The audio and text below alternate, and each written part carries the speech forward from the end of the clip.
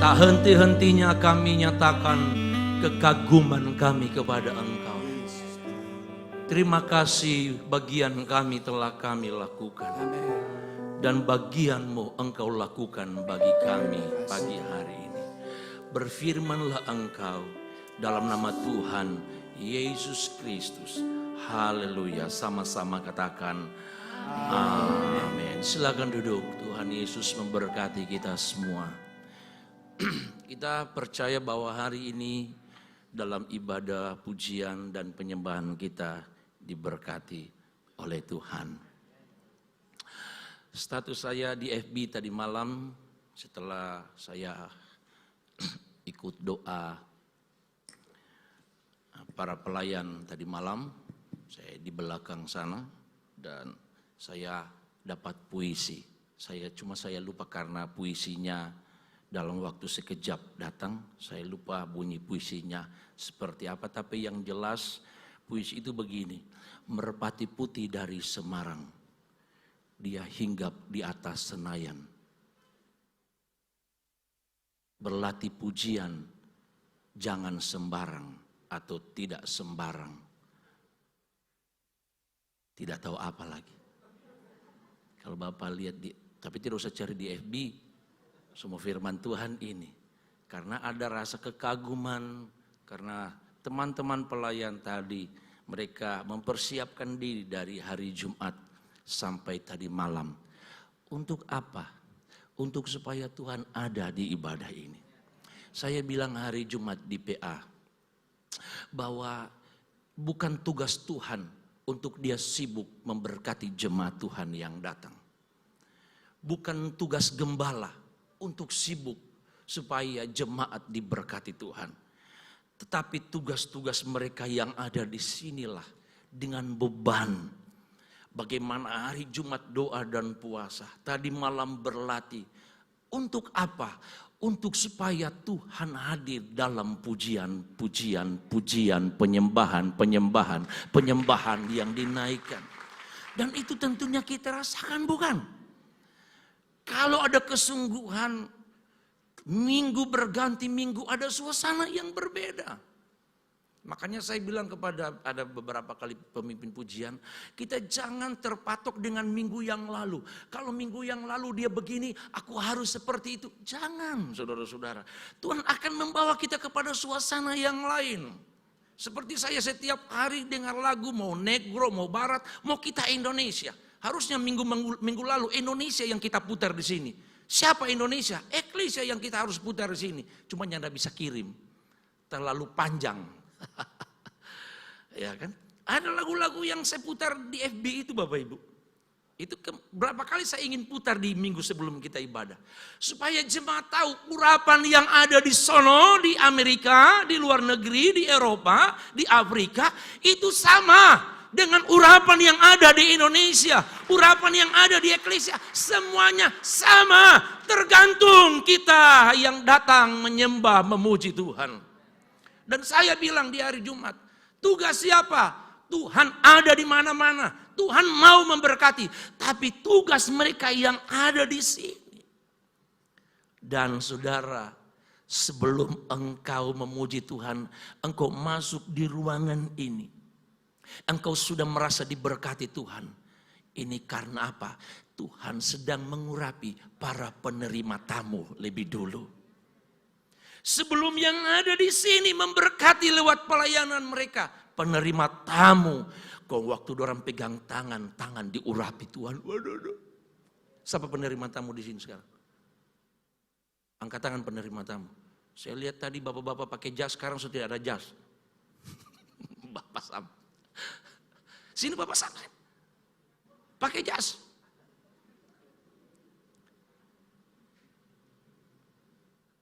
Ya gitu dong. Langsung disorting itu yang, oh kamera ada ditaruh ya. Gitu.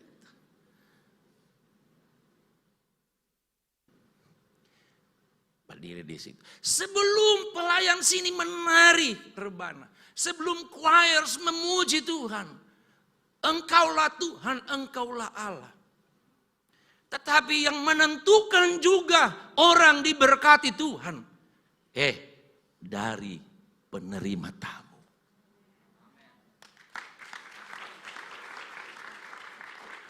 Pura-pura pegang tangan karena ada COVID toh. Dia mau panggil bakalai. Kita mau begini, dia mau bikin begini. Nyanda salam corona toh. Buka masker.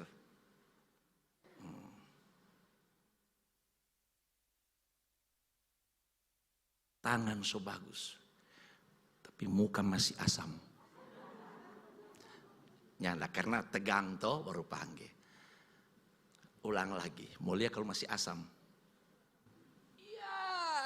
Senyum pepsoden. Inilah tugas kita. Tugas Allah gampang. Dia ada di sudut sana. Dia ada di dalam kotak itu. Sekalipun kita nggak lihat. Tetapi yang terpenting Tuhan harus ada di hati kita. Tuhan harus ada di hidup kita. Tuhan harus ada dalam pikiran kita. Tuhan ada di mana-mana. Dan Tuhan harus ada dalam kehidupan kita. Ayat pokok, jangan dulu pergi pasam. Kebetulan ada pakai alat peraga. Yesaya 46, jangan dulu kembali di situ saja. Ayat yang ke-4, Yesaya 46 ayat yang ke-4. 2, 3. Sampai masa tuamu, aku tetap dia. 3. Dan sampai masa putih rambutmu, aku menggendong kamu. 3. Aku telah melakukannya dan mau menanggung kamu terus.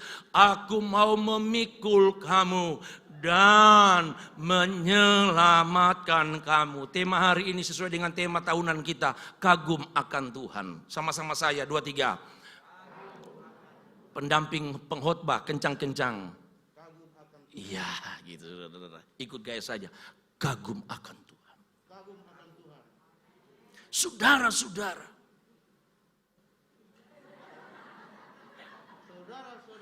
Kagum akan Tuhan. Kenapa kita harus kagum? 1. Karena Dia menggendong kita. 2. Menanggung kita. 3. Menyelamatkan kita. Dalam bahasa Ibrani, kata menyelamatkan. Sekali lagi, dalam bahasa Ibrani, kata menyelamatkan. Saudara mengerti? Meluputkan kita. Tepuk tangan untuk Tuhan.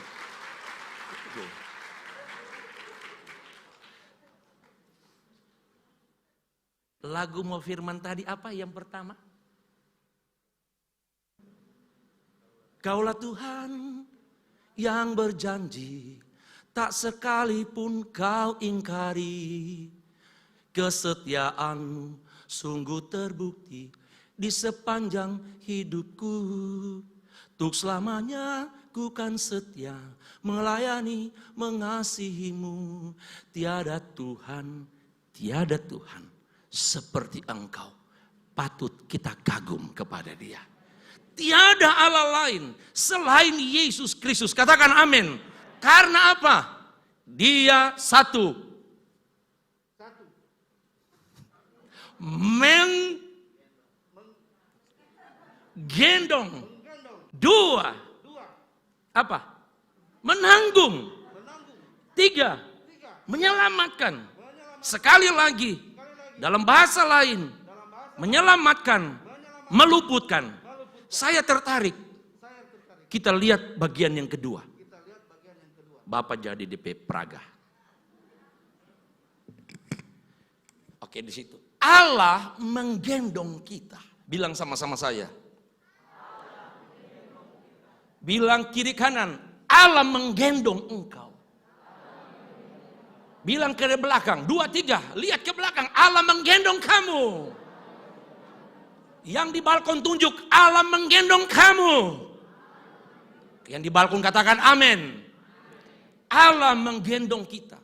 Saya dari pagi sedang merenungkan, karena kata menggendong itu dalam bahasa aslinya begini, dia mendanggung sepenuhnya. Dia membuat dirinya yang menjadi pusat beban hidup. Saya berpikir, Bapak Sam seandainya waktu itu orang dulu main bola. Saya dulu main bola lalu dengan Bapak ini. Lalu ada teman kita waktu di mana terakhir kita main bola itu di Pilo ya. Dia bunyi kakinya, patah. Dan saya dulu pernah patah. Waktu patah dia nggak bisa jalan. Orang nggak bisa jalan berarti dia punya beban hidup yang nggak bisa dia pikul sendiri. Betul? Waktu kaki saya ini patah, ininya sampai di sini, jadi begini posisi kaki saya nih, tak patah semua nih karena bola. Saya nggak bisa jalan, tendeng pun sudah nggak bisa. Saya nggak bisa bawa beban hidup saya sendiri. Selain sakit, memang sudah nggak bisa. Coba pura-pura orang lagi patah kaki, pura-pura ini pura-pura, tak duduk. Ingat kata menggendong, yaitu begini, menjadikan dirinya itu pusat beban yang harus memikul sesuatu. Maka ini nggak bisa berdiri, tapi nggak bisa. Coba berdiri, aduh gitu ya. Sakit. Selain sakit apa? Aduh apa? Saya sakit. Nggak bisa berjalan, nggak bisa. Dalam kondisi nggak bisa berdiri, kata Allah menggendong, beban kamu itu akan ditaruh kepada Allah yang akan menggendong. Katakan amin. Saudara mulai mengerti ini? Dia nggak bisa bangkit. Karena apa? Dia sudah nggak bisa memikul atau membawa lagi hidupnya, berat badannya itu. Karena kakinya sedang goyah. Berdiri kon jatuh lagi. Berdiri jatuh lagi. Jatuh.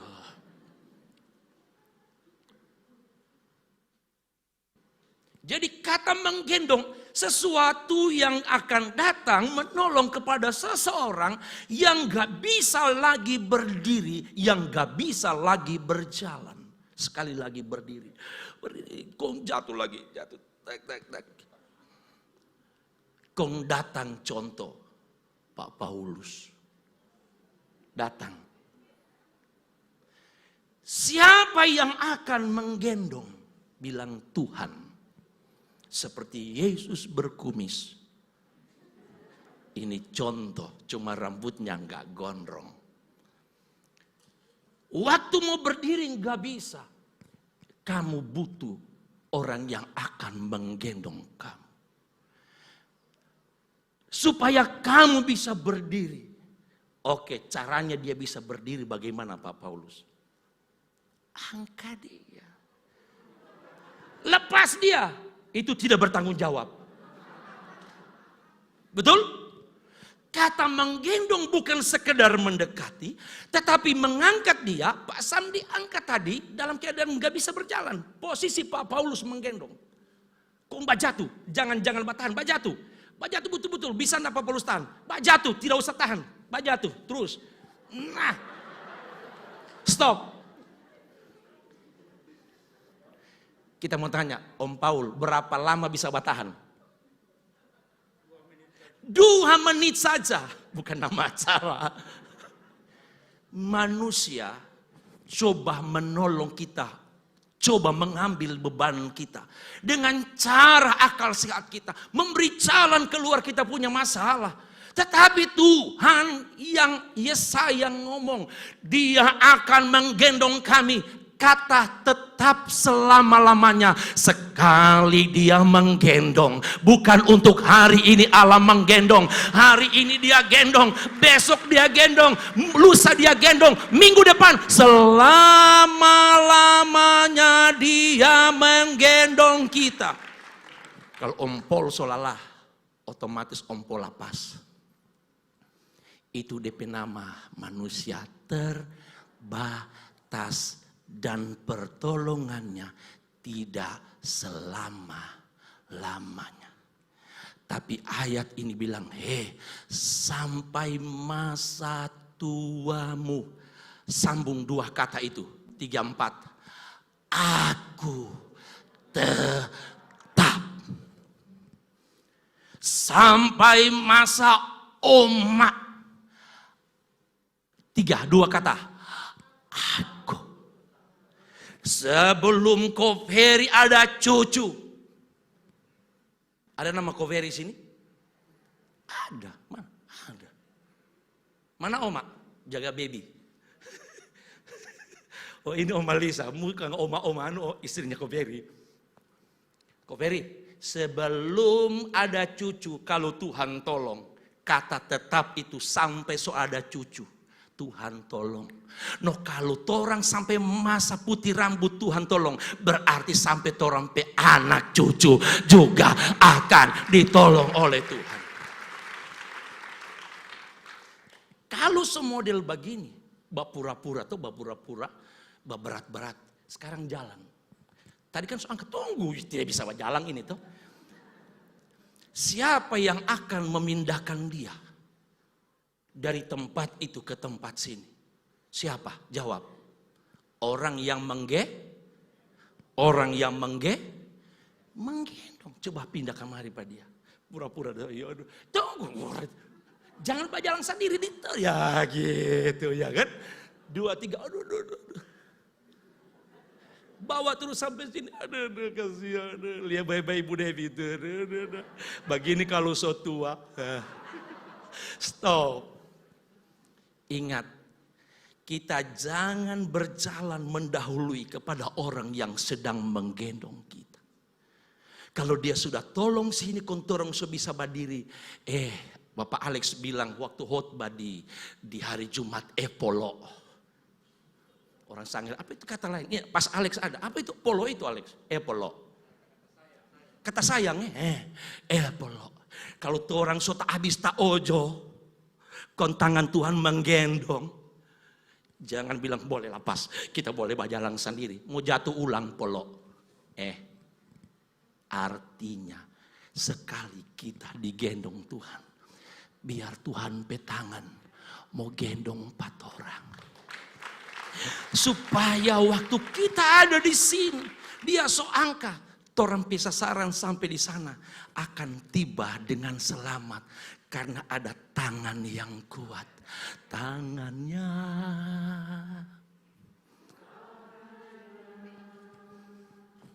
Sebab Tuhan diangkat. Mau jatuh DP dolom. Dolomnya seperti apa, dalamnya seperti apa. Jemaat Efesus, bukan saya yang ngomong, Alkitab bilang, kamu sudah jatuh paling dalam. Tapi tangan Tuhan lebih panjang kasihnya untuk menolong kita. Iblis coba akan mendakwa kita. Iblis coba akan menuduh kita. You tidak layak, kamu tidak layak, kamu berdosa, kamu begini, kamu begini. Nggak usah pergi ke gereja. Saya mau katakan itu intimidasi iblis. Tapi sejauh mana kejatuhan kita, aku tetap dia. Sekali berjanji mau menolong kita. Tangannya akan menopang kita. Selama-lamanya dia akan menggendong kita. Mau digendong Tuhan? Lambaikan tangan saudara. Tos dari jauh kita digendong Tuhan. Katakan amin. Wajah-wajah digendong Tuhan. Jadi kata gendong bukan saja sekedar diangkat, tetapi dia akan menuntun kita. Nyanyikan tadi lagu itu. Saja tangannya. Tangannya. Oh tangannya, sebab Tuhan menopang tangannya. Apabila ia jatuh, tidaklah sampai tergeletak. Sebab Tuhan menopang tangannya. Oh tangannya, tangannya, sebab Tuhan menopang tangannya. Apabila saya jatuh, tidaklah sampai tergeletak, sebab Tuhan menopang tangannya. Tuhan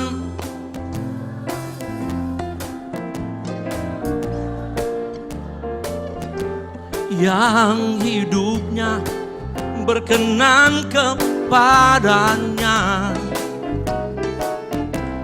Apabila saya jatuh, tidaklah sampai tergeletak, sebab Tuhan menopang.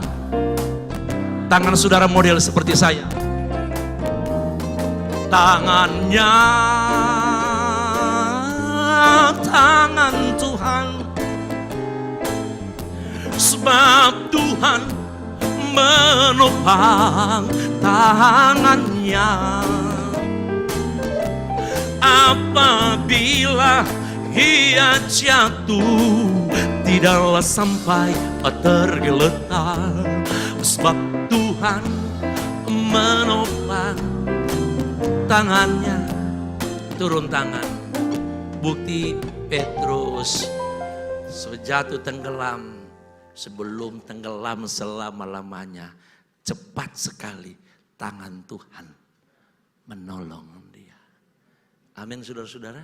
Sebelum Daniel singa makan, cepat tangan Tuhan tutup DP mulut. Betul? Sebelum api menghanguskan anak-anak SMA. Siapa anak-anak SMA? Sadrak, Mesa, Abednego.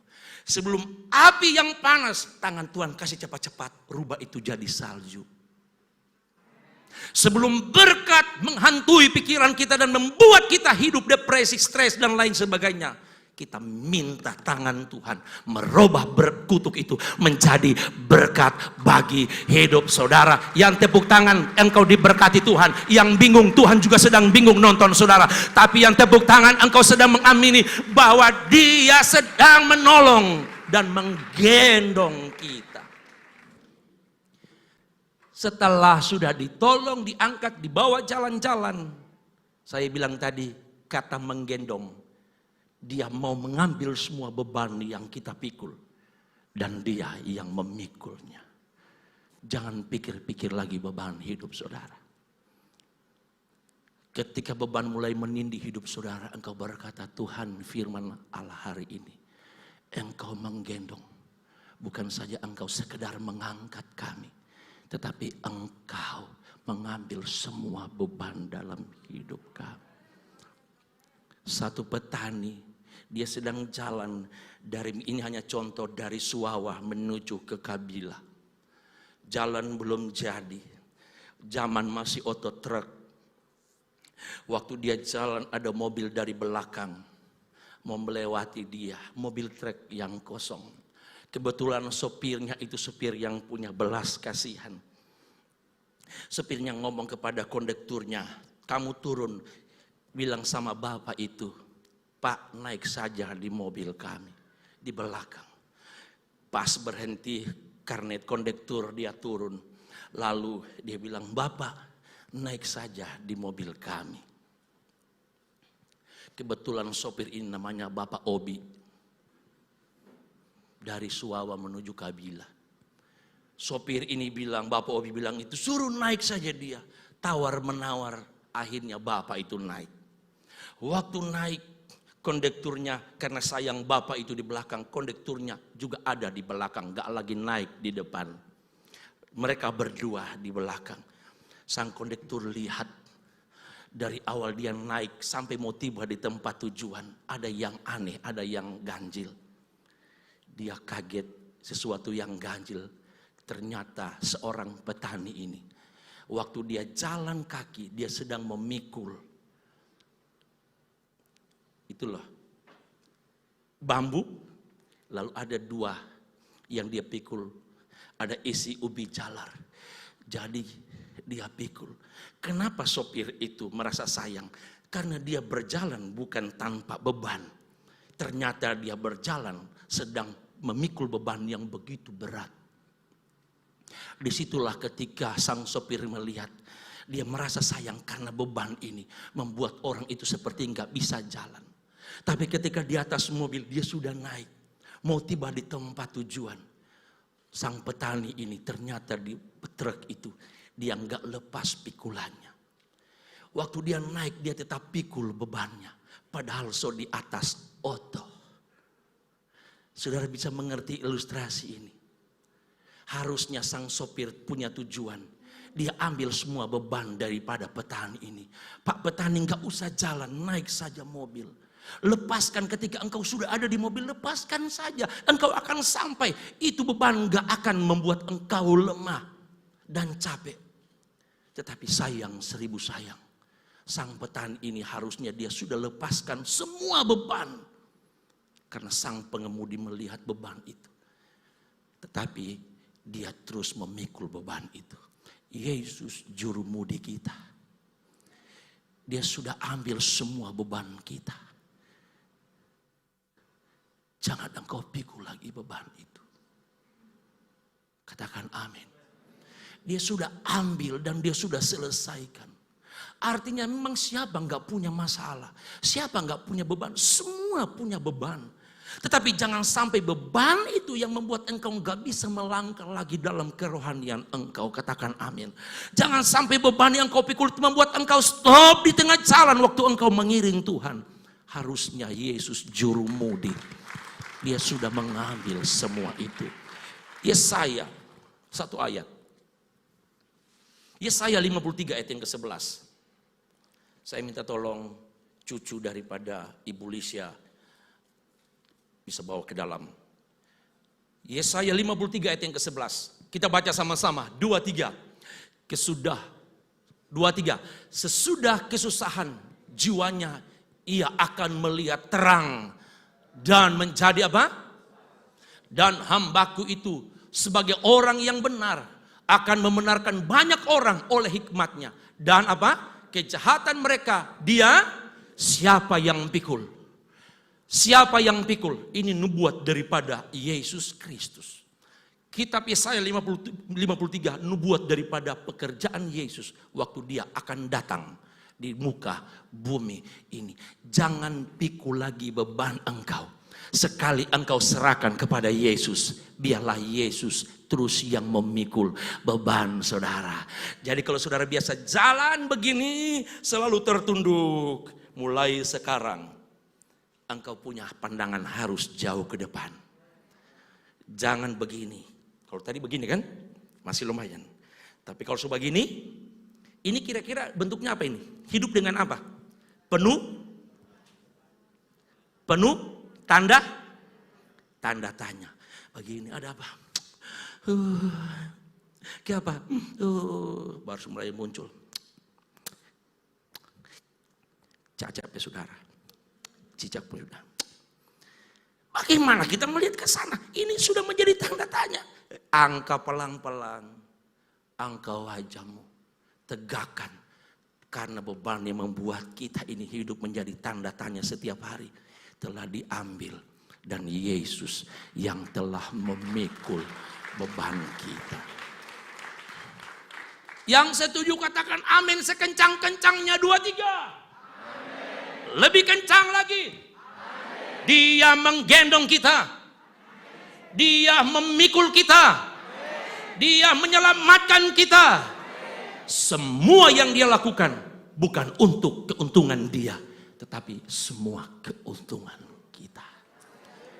Hari ini kemarin 1 bulan anak daripada Bapak Niki dan Ibu. Ibunya, omanya mau pulang ke Mautong. Jadi hari ini mereka minta kalau bisa Pak Gembala sebelum kami pulang. Bukan hari ulang tahun, hari ulang bulan. Saking sayangnya sama cucu. Jadi saya bilang gak apa-apa. Karena mereka sudah mau pulang besok. Ya mau ke Mautong. Dan kita hari ini sebelum perjamuan. Kita akan menyerahkan anak ini silakan maju. Ya mana mama? Papa jangan malu-malu. Nah,